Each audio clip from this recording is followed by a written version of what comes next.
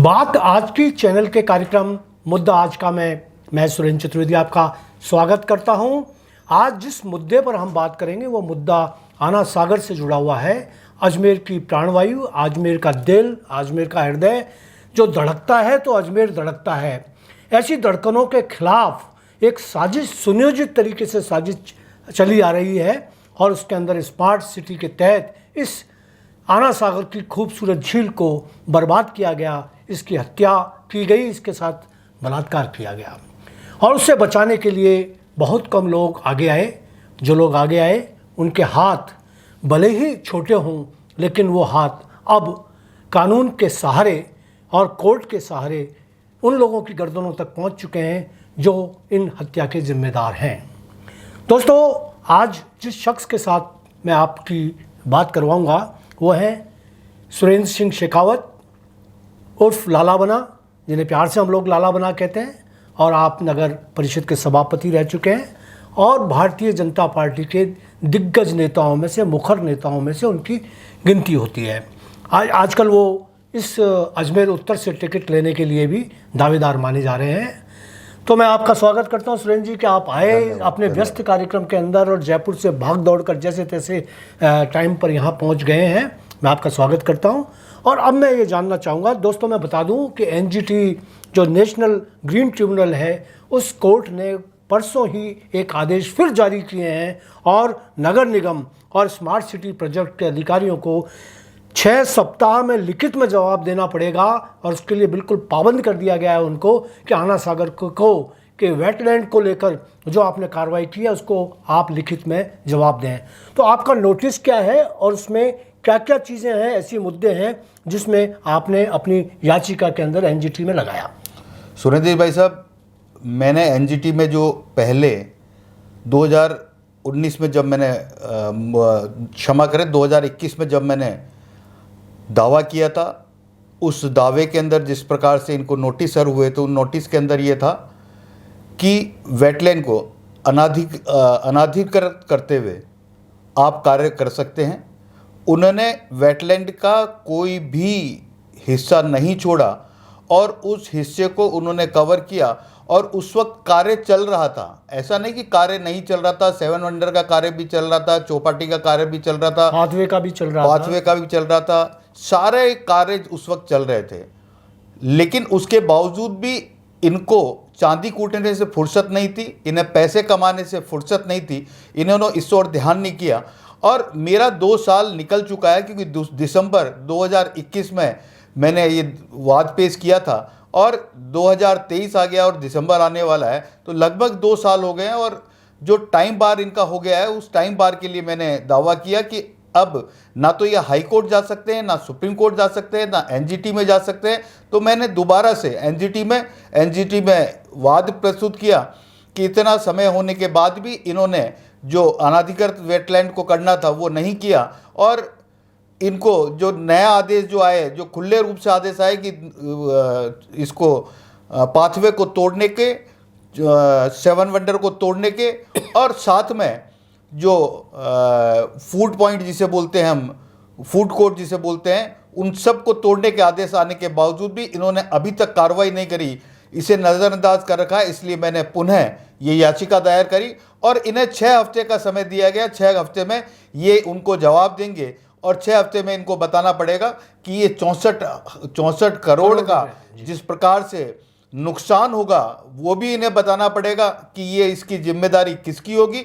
और smart city के जो उस वक्त तत्कालीन अधिकारी थे, निश्चित तौर पर मैं आज भी दावे से कह सकता हूं कि एनजीटी का जो आदेश आएगा वसूली उन्हीं अधिकारियों से होगी जो इसमें इन्वॉल्व थे।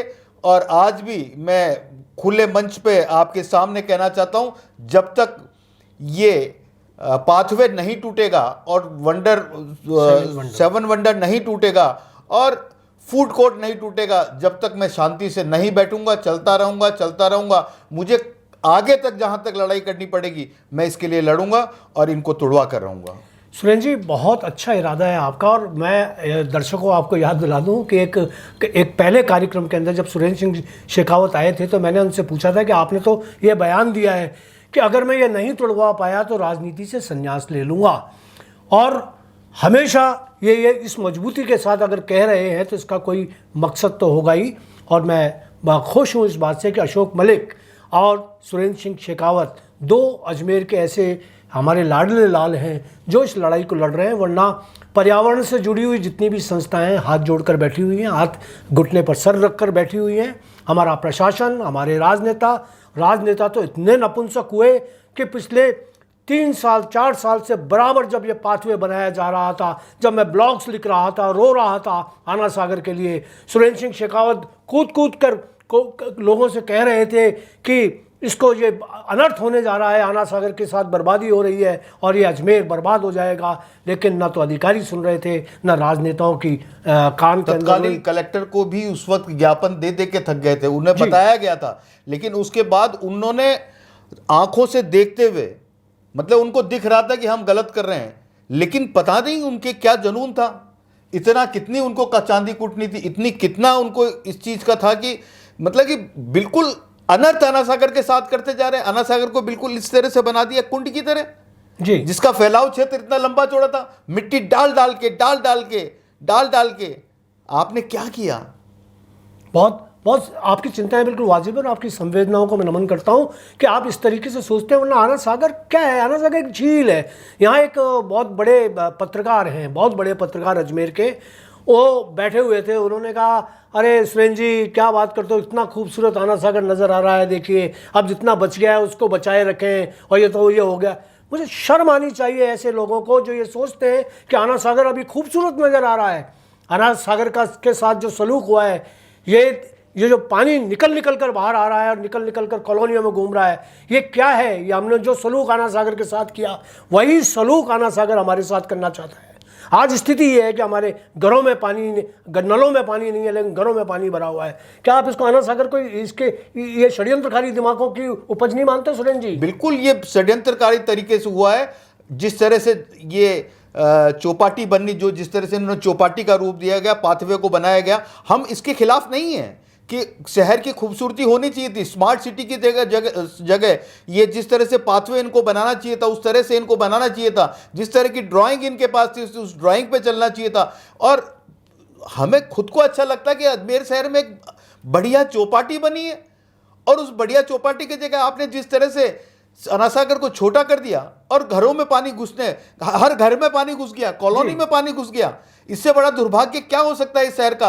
और यहाँ के लोग बाग चुपचाप बैठे रहे, जिनके घरों में भी पानी घुसा। मुझे अफसोस है कि वो भी सड़कों पे नहीं आए। अगर वो सड़कों पे आ जाते तो मैं कहता हूँ कि निश्चित तौर पर इस प्रशासन को कुछ ना कुछ अवश्य कदम उठाना पड़ता। और लेकिन अजमेर की जनता ने साथ नहीं दिया, उसका खामियाजा जनता ने भुगता। लेकिन हम आज भी उसको सुधारेंगे और सुधार के उनको अपने मुकाम पर लाकर खड़ा करेंगे। आना सागर को उसी रूप में लाकर खड़ा करेंगे और फिर नई चौपाटी बनाएंगे, नया पाथवे बनाएंगे और इस शहर का डेवलपमेंट करेंगे, विकास करेंगे और स्मार्ट बनाकर रहेंगे।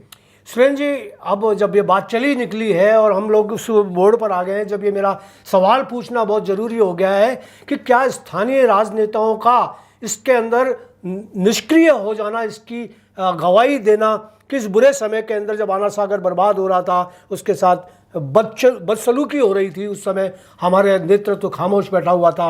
यदि आप विधायक होते तो क्या करते? निश्चित तौर पर मैं, अगर मेरी विधानसभा में मेरी आवाज को दबाया जाता, नहीं सुना जाता, तो मैं जनता के साथ स्वयं सड़कों पर उतरता, रास्ते जाम कर देता, कलेक्ट्रेट जाम कर देता, कलेक्टर की गाड़ी को अंदर नहीं घुसने देता।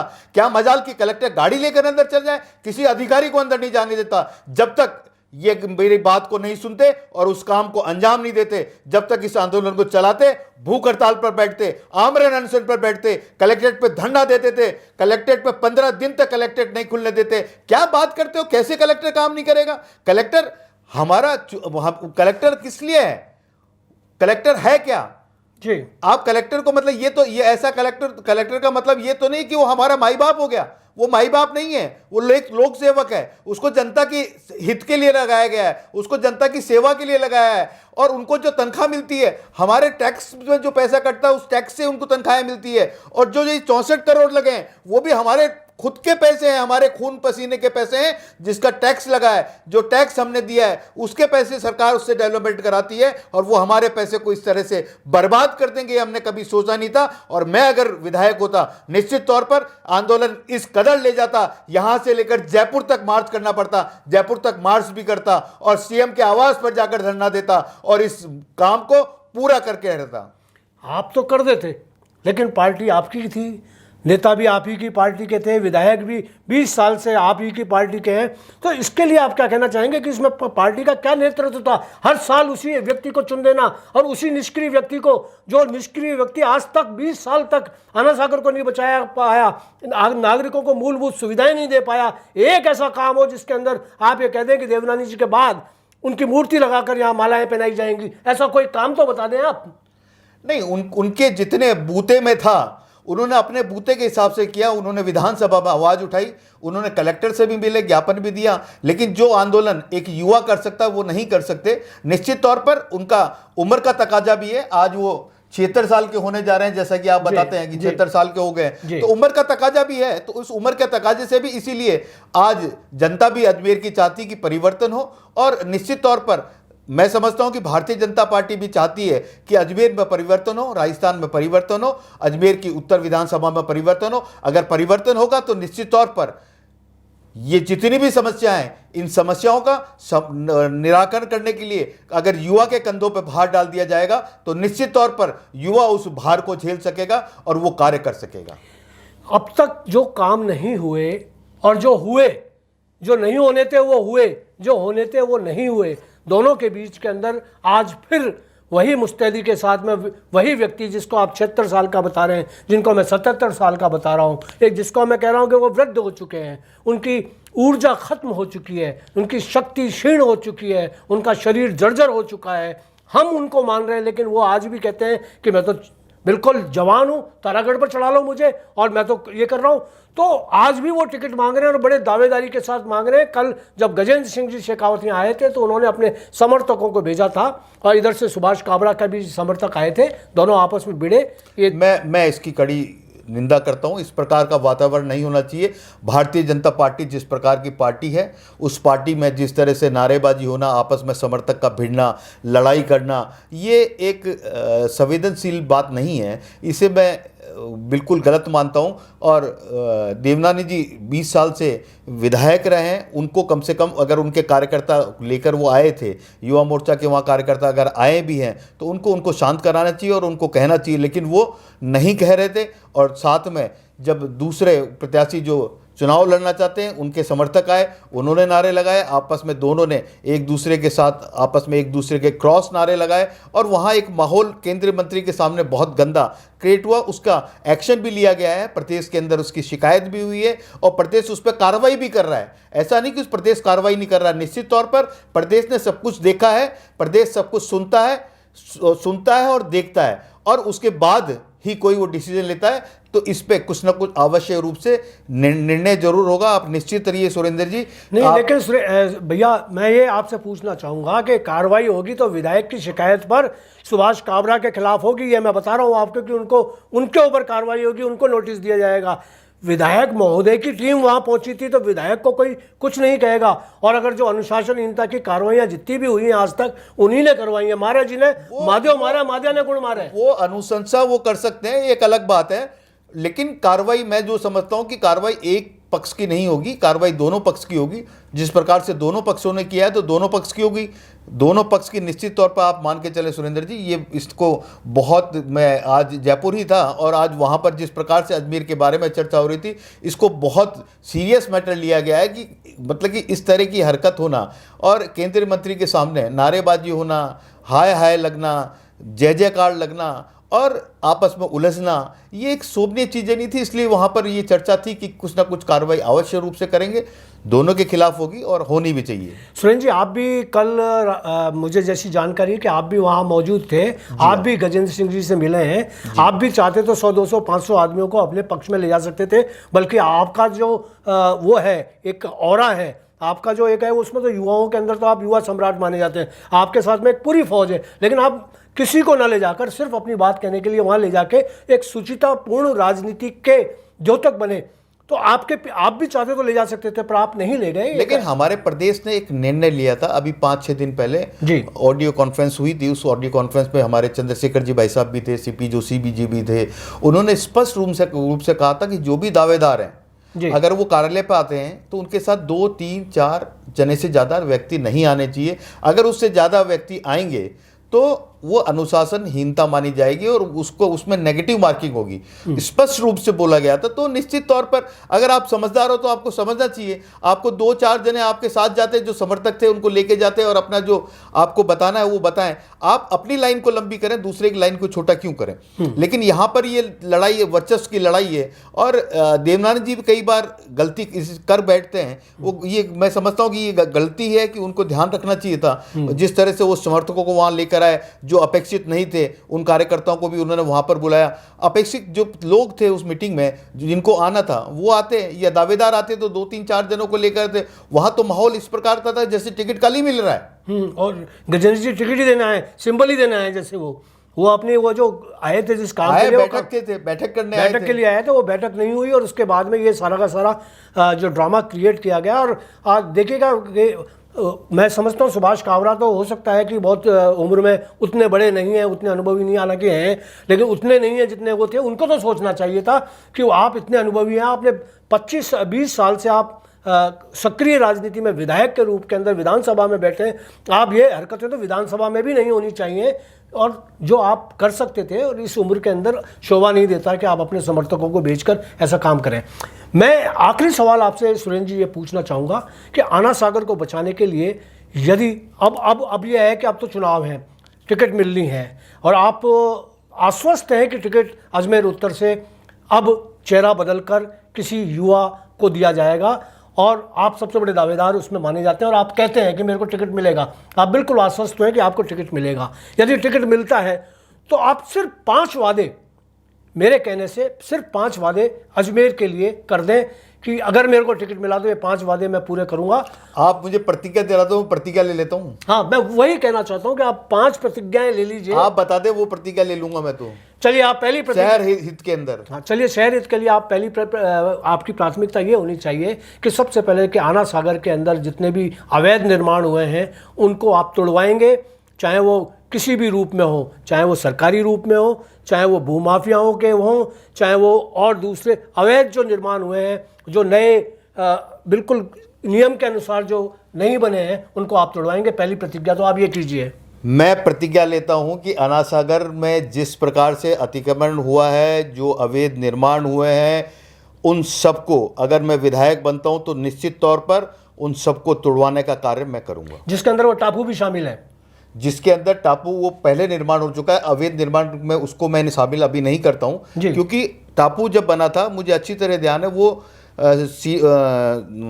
सीनियर सिटीजन का टापू है और सीनियर सिटीजन ने उसको किराए पे दे रखा है, इसलिए उसके बारे में मुझे पूरी जानकारी नहीं, इसलिए मैं उसका वादा अभी नहीं कर सकता, क्योंकि मैं आपके सामने झूठा वादा करूं और वो झूठ हो जाए तो गलत है। चलिए ठीक है, आपने ये वादा किया कि आसपास जितने भी अवैध निर्माण, चाहे होटल हो, चाहे हॉस्पिटल्स हो, चाहे जितने भी जो अवैध निर्माण होंगे उन अवैध निर्माणों को तोड़ा चलिए, पहला तो आपने ये प्रतिज्ञा की। दूसरा ये है कि अजमेर के लिए शैक्षणिक योग्यताओं वाला शैक्षणिक कोई केंद्र, जैसे हब था, पहले शैक्षिक राजधानी हुआ करता था, फिर कोटा गया, फिर कोटा आत्महत्याओं की राजधानी हो गया, सीकर हो गया, तो आप ये कहिए शिक्षा की राजधानी बनाने में शिक्षा की राजधानी 101% बनाऊंगा। IT सेक्टर को यहाँ पर लाऊंगा। जो बच्चे अजमेर के बाहर जाके पढ़ने जाते हैं, बाहर जाके नौकरी करने जाते हैं, वो सारा जिस प्रकार से लोग बाग बेंगलोर जा रहा है, कोई हैदराबाद जा रहा है, कोई गुड़गांव जा रहा है, कोई नोएडा जा रहा है, कोई पुणे जा रहा है, इन सब पे लगाम कसने के लिए हमको यही करना पड़ेगा कि शिक्षा के जगत में हमको काम करना पड़ेगा और यहाँ पर हब सेंटर बनाना पड़ेगा, IT का हब लाना पड़ेगा, जिससे कि लोग बाग अजमेर को छोड़ के न जाएं। उनके सबसे बड़ा दुख तो इस बात का है कि उनके बुजुर्ग माता पिता यहाँ घर पर अजमेर के अंदर हैं और वो नौकरी कर रहे हैं बाहर जाकर, दुख दर्द में वो काम ना आ सके, ऐसा क्या पढ़ाई करने का काम।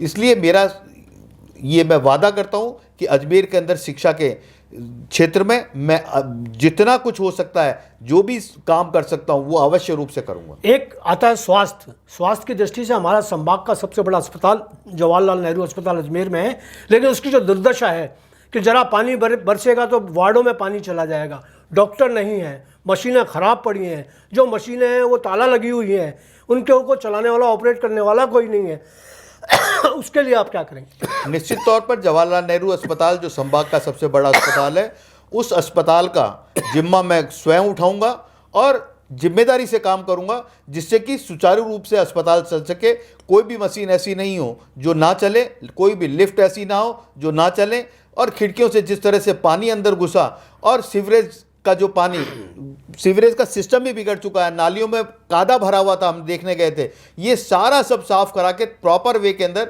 उस अस्पताल को हम कराएंगे। ये वादा करता हूं मैं कि अस्पताल की जो जिस तरह से अस्पताल होना चाहिए, हाइजीनिक अस्पताल होना चाहिए, वो हाइजीनिक अस्पताल बनाएंगे। चलिए, ये आए आपके 3 वादे हुए हैं, चौथा वादा फिर मैं आपको करवाना चाह रहा हूँ कि यहाँ बेरोजगारी की एक बहुत बड़ी समस्या है। जितने यहाँ कारखाने थे, रेलवे का कारखाना था वो न के बराबर हो गया, HMT का कारखाना था वो न के बराबर हो गया।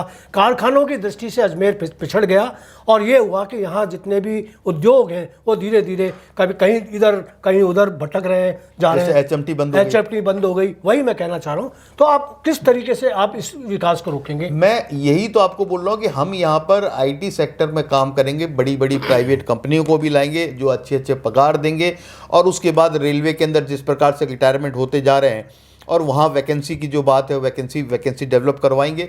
वो भारत सरकार का काम है, भारत सरकार से बात करके केंद्र सरकार में जो वैकेंसीज है वो करवाएंगे। और राजस्थान सरकार के अंदर जो विभाग है जहाँ पर रिटायरमेंट हो गया है लोगों का, वहाँ वैकेंसी निकलवाने का कार्य, ये सारा कार्य करेंगे, जिससे कि युवाओं को नौकरी अधिक से अधिक मिल सके। ये कार्य करने की मैं प्रतिज्ञा लेता हूँ। चलिए, एक प्रतिज्ञा अब लास्ट में आपको और दिलवाना चाहता हूँ कि अजमेर जो है पुष्कर ब्रह्मा जी की तीर्थ स्थली है और ख्वाजा गरीब नवाज की यहाँ दरगाह है, तो यहाँ एक धार्मिक पर्यटन हो सकता है।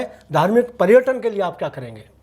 धार्मिक पर्यटन के लिए सबसे बड़ा तो यह है कि जिस तरह से यहाँ टोल वसूली की जाती है, पुष्कर जाते हैं और पुष्कर में धार्मिक स्थान पर जब आदमी कोई आता है तो टोल वसूली करते हैं, दादागिरी करते हैं, तो टोल की प्रथा को मैं बंद कराऊंगा। सबसे पहले कि टोल बंद होना चाहिए। राजस्थान सरकार से मैं निवेदन करूंगा, इस प्रकार से टोल नहीं लगना चाहिए, क्योंकि दरगाह में आदमी भी जाता है, दरगाह के अंदर जिस तरह से वहाँ पर जो कार्य किया जाता है, आपने देखा होगा, खादिम लोग जिस तरह से जो उनका आचरण रहता है, वो आचरण पहले बताया करते थे कि बहुत खराब हुआ करता, लेकिन आजकल उनका आचरण सुधर गया है। वो अच्छी तरह से अपने मेहमानों से बात करते हैं, चीत करते हैं। तो हम ऐसा करेंगे कि वहाँ व्यवस्था अच्छी और अच्छी से अच्छी व्यवस्था क्या हो सके, और उन खादिमों को भी क्या सुविधा दे सके, पंडितों को क्या सुविधा दे सके, जिससे कि वो जो भी वहाँ पर धर्म का लाभ लेने के लिए आएगा उसको दिक्कत ना हो, और पंडित को दिक्कत ना हो, और खादिम को भी दिक्कत ना हो। बिल्कुल।